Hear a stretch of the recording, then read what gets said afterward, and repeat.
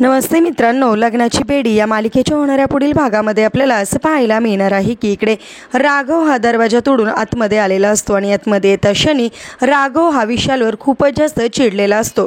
त्यावेळेस विशाल म्हणतो की माझं सिंधूवर खूप जास्त प्रेम आहे आणि मी तिच्याबरोबरच लग्न करणार।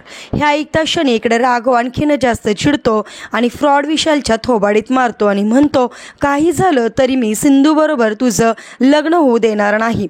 तू खूप आणि खूप नीच आहे, मी तुला तुझ्या गर्लफ्रेंड बरोबर इथं बोलताना ऐकले। त्यावेळेस लगेच विशाल म्हणतो तू जे काही माझ्यावर आरोप करत आहेस ना त्याच्यासाठी तुझ्याकडे पुरावा आहे का? त्यानंतर लगेचच राघव म्हणतो की पुरावा मी स्वतः आहे, कारण मी स्वतः तुला इथे एका मुलीबरोबर बोलताना ऐकलं आहे। त्यामुळे काही झालं तरी मी आता तुझं आणि सिंधूचं लग्न होऊ देणार नाही असं म्हणून आता राघवने विशालला चॅलेंज केलेलं असतं। आता खरोखरच राघवला सगळं काही सत्य माहिती असतं।